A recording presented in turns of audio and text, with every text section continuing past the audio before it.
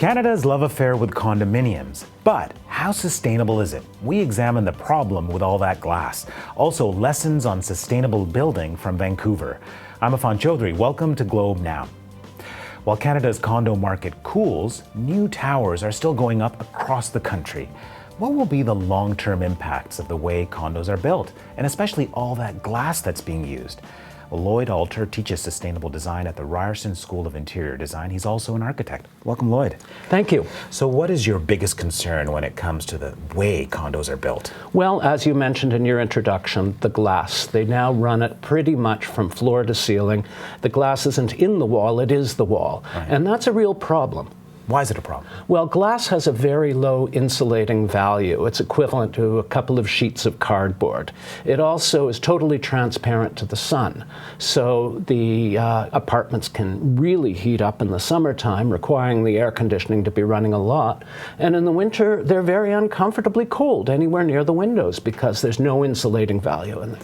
So presumably someone's caught on to this and has proposed some sort of changes. Are city planners doing anything differently now? Well, the province of Ontario changed the building code as of last January 1st to where windows can no longer be more than 40% of the wall unless they do other very expensive energy-saving measures like really fancy glass. Right. So this is pretty much going to put an end to it. Unfortunately, all the developers slammed in their applications before the end of last year, and it takes a couple of years to build, so we're going to be living with this for 2 or 3 more years at least. Okay.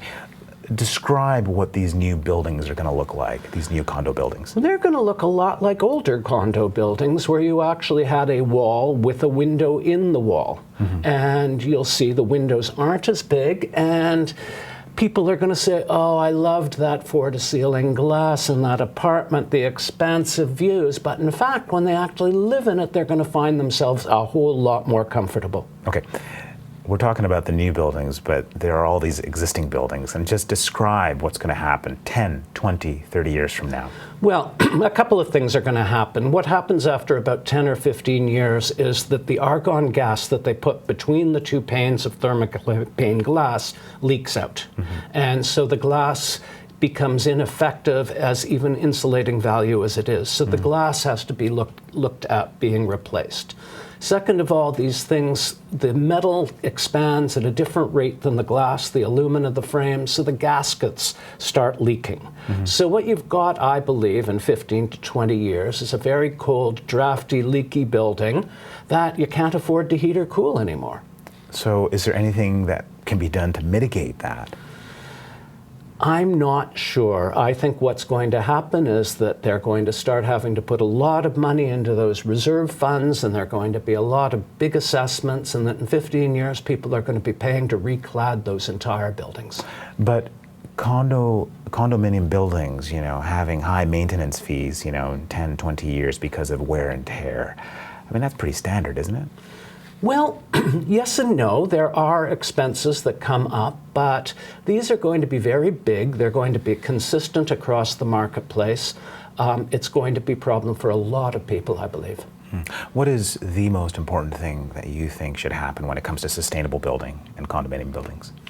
Well, just being in a condo, living downtown, not having a car is in fact about the greenest thing you can do. You're already living a more sustainable life doing that.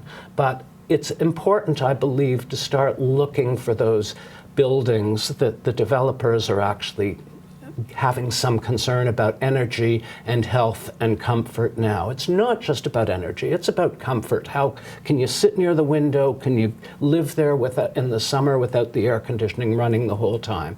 And there are developers that are doing that. For instance, the city worked with the Daniels Group and the Regent Park project in Toronto, and it's a very nice, well-built, sustainable building as far as I'm concerned.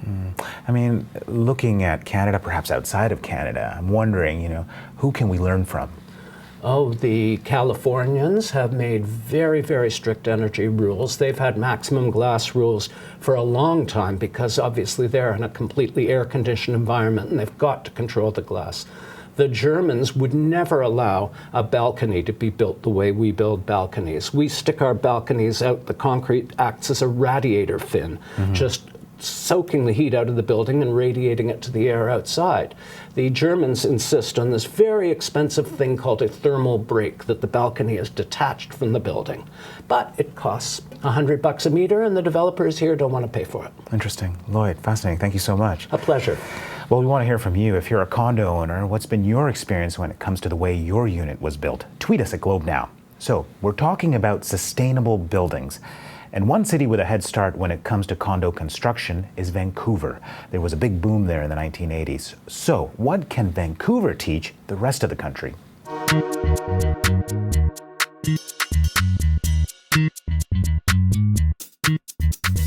The basic Vancouver plan for urban development is what's actually called Vancouverism. It's an internationally famous model which focuses on mixed use, high density living downtown. Secondly, Vancouver has a much longer tradition of regional urban planning than Toronto does.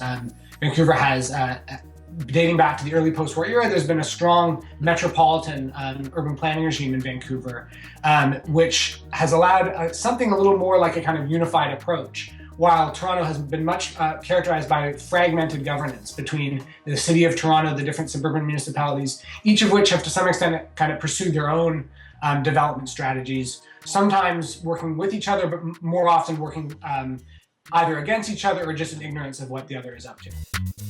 It's not too late for Toronto to improve its situation, and this is fundamentally because the development of the city as a whole is much greater than simply the development of downtown condominiums. Toronto, the Ontario provincial government as well as the Toronto city government have quite rightfully put a lot of emphasis in recent years over developing the inner suburbs, kind of a densification strategy that tries to get out of downtown to where fundamentally more people live.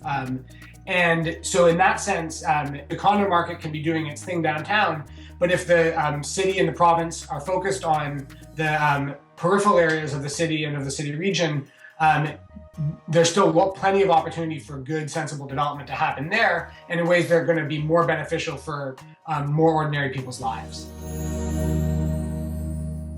That's all for today's show. If you've got a moment, hop onto Twitter. What do you think about the rise of condo buildings in your city? Tweet us at Globe Now. I'm Affan Chowdhry. Thanks for watching.